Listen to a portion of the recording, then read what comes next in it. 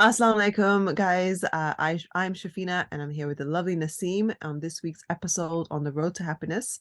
Our topic Is love unconditional? is love unconditional? So we're gonna go ahead and get started. Let's go. Sure. So, right, where do we even start with this? So there are different types of love, but let's just go with is love unconditional or conditional? So in terms of unconditional, conditional, let's explain firstly what that means. So Naseem, I'll let you go ahead and get started on that. Sure. So I hear it so many times when people get married that, oh, I found my soulmate, he needs to love me no matter what, she needs to love me no matter what. Like that's it. We're in love now, we got married, and that's it. There's no other work required. But unfortunately, other than loving Allah subhanahu wa ta'ala, there is no work required. In every other relationship, work is required.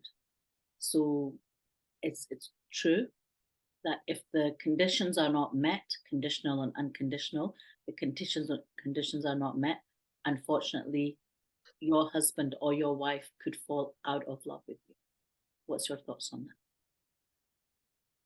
that? It sounds quite harsh initially that, how come this person is not loving me through, I guess, thick and thin, but thick and thin is different to, I'll go into that in a moment because I'm just sort of explaining thick and thin could be, like I said, we'll go into that in a moment. Uh, it sounds harsh initially. However, it also makes sense because if you're with someone and you're saying, it's my soulmate, and you don't actually show that you love them or show that you care or show that empathy or Mhm. respect or give them that trust and everything, then eventually that person's gonna feel uh unworthy or disrespected. And I feel like without those things, without the respect and trust, then we've spoken about this a few times actually. How does love even exist? So do you stay in something like that just because you're married? How is that even fair? And vice versa. And so that's how I feel. And in terms of through thick and thin, I know I mentioned just that just now. Thick and thin, I suppose, would be circumstances and situations of life, not through how you treat each other through thick and thin. I feel like, things happen. Maybe there's a um, you know, I don't know, some type of issue in life, and you can't pay the electric bill or something. I don't know what happened. Something that's different. It's not related directly to, each other's love and respect. It's a situation or something, or there's a leak, or you know what I mean? I'm kind of like already starting to waffle on this, but no, I agree with you that it is conditional. And this is actually someone really close to me in my family actually tried to explain this to me. That, and she's married, and she said, yeah, if my husband isn't following these things, then it's done. Like, obviously she loves him, but she's like, no, there are conditions. And I never understood that Yeah. up until recently to understand actually, yeah, there are conditions. And if they're not fulfilled and met, then is it really worth this whole soulmate thing? Or are they even your soulmate, if that makes sense? Yeah. So, what's your opinion on the foundation of marriage being courteous, being kind, and being respectful? Like majority of the time, you're gonna have your odd wobbly time or odd wobbly day, but overall, being courteous, being kind, and being respectful. I believe that is the most important, those are the most important things because we will be kind and respectful to other people Yeah. very easily. You have that like friend, and I've done it myself like for years. I feel like I was really not the best with my own family. Does that make sense? Like I'm gonna call myself out on this. And you grow through things. And I guess because you get so comfortable with each other, family, I mean like siblings and just really close family. And you just think, oh, they're my family. So there's like an unconditional love. And you're just so used to each other that you think it's okay to, argue whatever.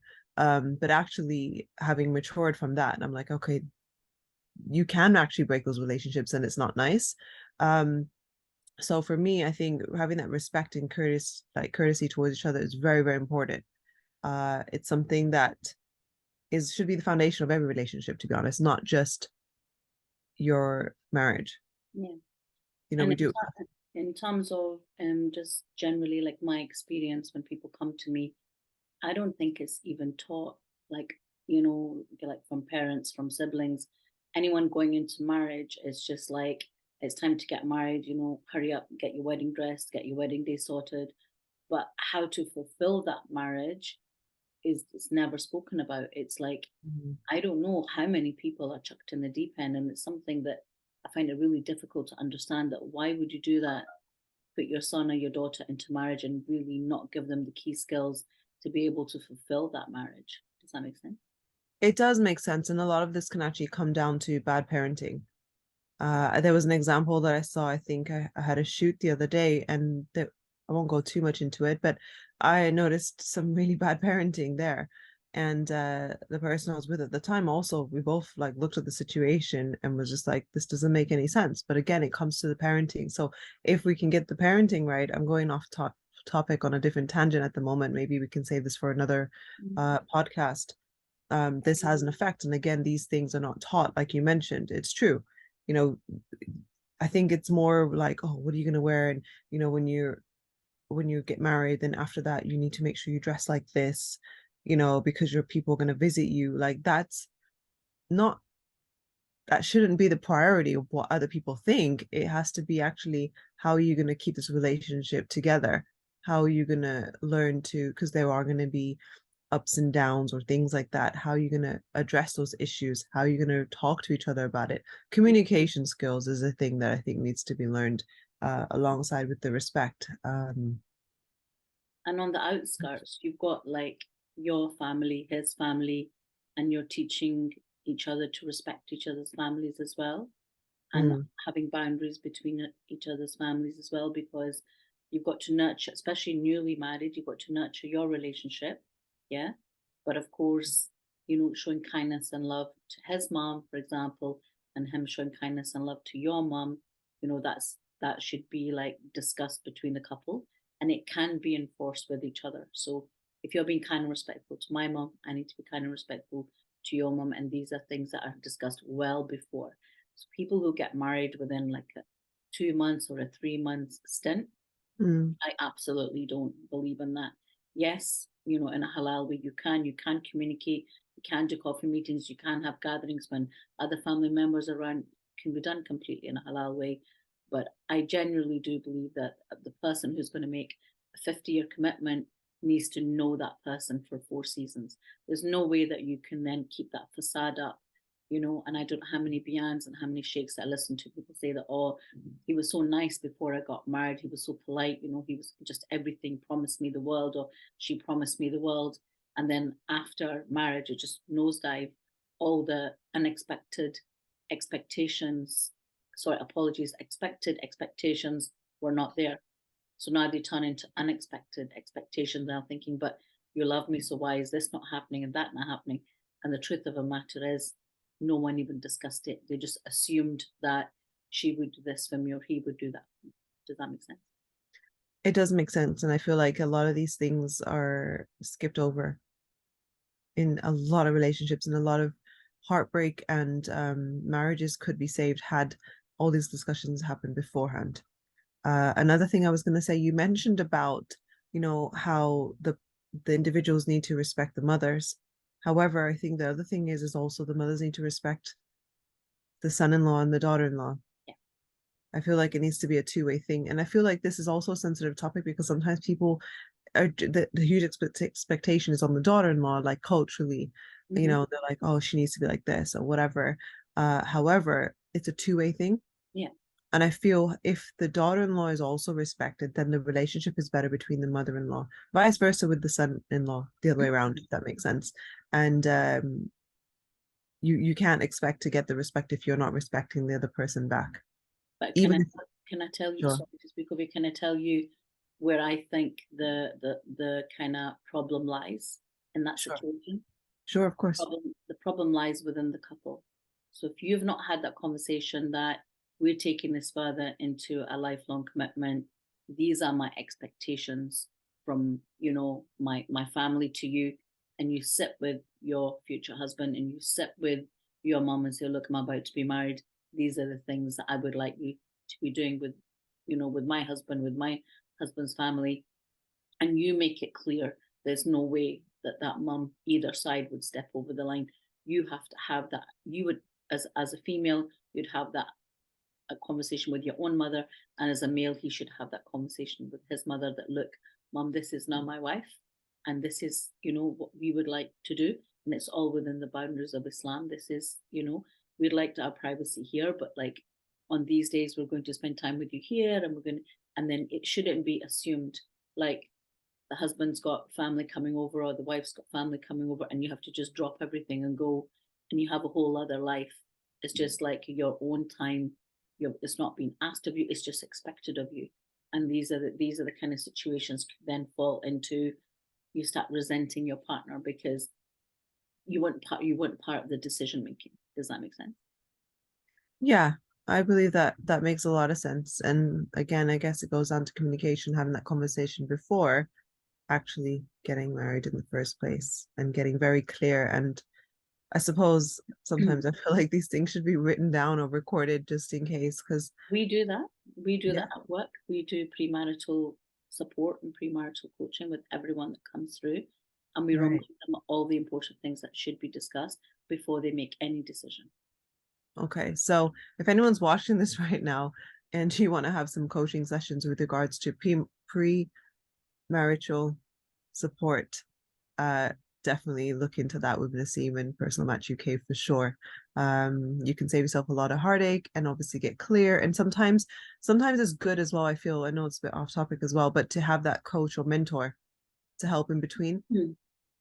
Because sometimes, Yeah, mentors are really important. Like, in people say to me, look, I'm not sure if I want a mentor or I want support, but I'm thinking, look at your own life. As you were going through life as a child, you had your parents as mentors. teachers, As you go to school, it's teachers. yeah, As it's uni, it's your lecturers. As work, it's your managers. Everywhere you go, there's a mentor. The only place there's no mentor is your relationship. Hence the reason why the lines are so hazy and blurred, because she thinks this and he thinks this, and there is no mentor in the middle saying, guys, let's look at things from an even perspective. Does that make sense? it makes true sense. And to be honest, I guess I fall into this category. I mean, I love mentors. I've had them in every area of my life except for the relationship until I met you. So I feel like alhamdulillah, I finally got on a Let's jump into that. So when you yeah. came into my life and we started our mentorship program, what changes did you feel within yourself? Like, how did you feel going through the journey? Well, I guess for starters, you made me feel less crazy within my head, you know, and you have helped me. Gosh, I'm a very emotional person, so it makes me emotional. Just this morning, everyone's setting me off.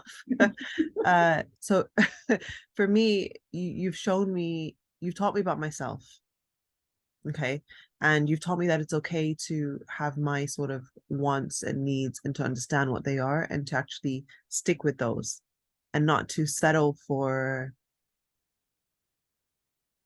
like not having those, especially the main 3 points that we've discussed, what my sort of needs are definitely needed. And I've realized that to take my time, not to rush into anything, not to, this the whole thing about spark thing. Obviously, connection is important, but that other type of spark thing isn't the thing. It's the connection, the communication, the respect, and the 4 seasons thing is so important. I feel I never paid attention to 4 seasons before. 4 seasons, if anyone is listening, is actually getting to know someone through the 4 seasons. So, you make a friend, you know them through winter, through spring, summer, and autumn, or fall, depending what country you're in. So that's 4 seasons, and you can see the person how they are in all the different ways, and they can also see you too. Because in summer, you could be so happy. In winter, you could be the most grumpiest person. I don't know. I'm just giving like a vague example, but you can see a lot of things happen in a year, and just see, okay, I can actually understand this person instead of getting to know someone for meeting them for the first time and saying, yeah, this is amazing, and a week later let's get married. Like, that isn't the way forward. As much as we may watch these movies, it's not reality. um and we need to sort of focus on that, really. One of the reasons I think I'm a firm believer in the four seasons is because everyone can put pretense up. Everyone can be cool for 3, 4 months or even Right. 5, 6 months. But if you're talking a year, you'd have to have some kind of stamina to be able to pretend to be someone else for a year. Does that make sense? And if you, inshallah ta'ala, want to spend the next 50 years of your life with this person, Allah ta'ala give you both life and health and happiness, then investing a year into a 50-year relationship it just makes sense, you know? And all the people who say, oh, you have to speak for 10 minutes, days gone by or half an hour, or like the parents have now met, so, jaldi jaldi, like, what's the wedding? Mm. Yes, things that were done in times gone by. And I actually put it in one of my posts the other day there, the way that we were raised as children, the parenting back then, the world has changed. So you can't actually raise your children in today's world the way that you were raised yourself. Mm. That world doesn't exist anymore. The world is completely different. So for our findings, we're looking at 15 to 20% of people who want to be married, who want to have a home, who want to have children, who want to take care of their husband, who want to take care of their wife. The Mm. other 80% are either have completely unreasonable expectations, like the lady we were talking about earlier on, who just thinks, I'm married now. It doesn't matter how I am. I cook for you. I don't do this. You should just love me unconditionally. Like, that's like the mindset of expectation that I'm now married. I should just be loved no matter what. And then I Mm. don't have any responsibility. I don't have to be courteous. I don't have to be respectful. I don't have to be kind. You're married to me now. So this is how it should be. So as you're going through life, I think that understanding that the the the person that you're speaking to, how well they're going to fit into your life, how many, and yeah, I get it totally when you're saying that connection has to be there because you've got things in common and you respect how that person's their beliefs. So if they're Mm. strong in their deen, or they're strong in their work ethic, or they're strong in they're reliable, they're respectful, they're responsible, all these things are definitely going to make you fall in love with them stronger, whereas you can see something real there, as opposed to, it's all, guns and roses and sparkles and fairies, and, like, we're all in love and things. What Mm. like, what is the end result if you're not being cared for at the Mm. end of that? Whether your male or female wife doesn't care for you, or your husband doesn't care for you from a true sense, and isn't going to be, aiming for Jannah, basically. Obviously, today's a day of Arafah, right? So those that are fasting, and even those that are not fasting, that are tending to fast, they will get their last year's sins forgiven, and the next year's sins forgiven. And obviously, today is like a really blessed day. I'm going to clock off early this evening and get some serious Yeah. worship done, inshallah. But yeah, Inshallah. so it's understanding somebody who thinks like that, who thinks that, there's a higher power, Allah subhanahu wa ta'ala, in our lives. And the more we do to please him, the more blessings we're going to get in our marriage, the more blessings we're going to get in our rizq, the more blessings we're going to get in our life. So the true believer is the one who, yes, you need to love your husband, love your wife, and yes, you need to do your duties, because that's where the reward is. But ultimately, the only work that you don't need to do is because Allah subhanahu wa ta'ala loves you anyway. Allah ta'ala loves you 70 times more than your own mother. So that's the work that you don't need to do. But every other relationship, including your Mm. parents and your siblings and friends and partners, all of those relationships require work. All of them. They do. And I feel like this is also the whole unconditional, conditional thing, going back onto that. Uh, I feel many relationships are conditional, but not just in marriage, as friendships as well. Yeah. They can be broken. The love for that can be broken. And the other thing is as well, you can still sort of have uh,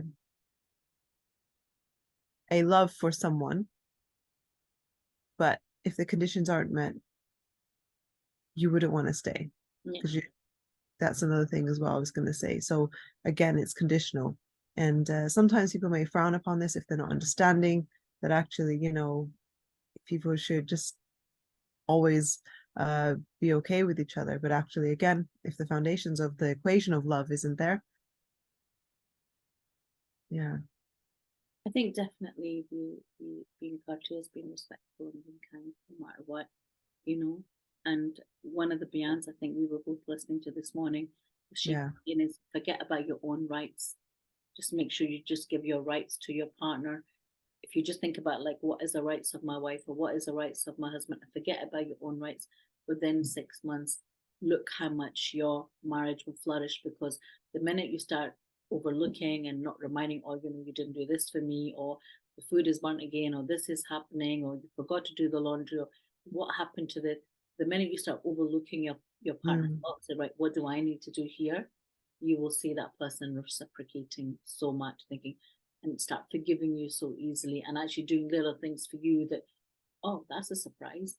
Because if you forget about your needs and just go into your obligations, just by default the person will want to do things back for you, whether that's your partner, whether that's your sibling. They'll just automatically think of you and think, oh, let me buy this for them, or let me do that, or let me get home early and do this, because they're seeing that you're fulfilling their obligations. Does that make sense? It does make sense, and it actually reminded me of a quote that I came across. If I can see if I can get it right, it was something about well, this might be for men as well, but it was focused on women. A woman will treat you how she wants to be treated, and then later she'll treat you how you've treated her. Yeah, So it just, that's quite yeah. funny. Mm. So if you keep doing things for her, you know, from the get-go and think of her and this and that, she'll reciprocate that. She'll want to make you all the food in the world. And naturally, this is how I would be, Yeah, just yeah, wanting to care in the way women do. If men can do that, vice versa, yeah. I feel.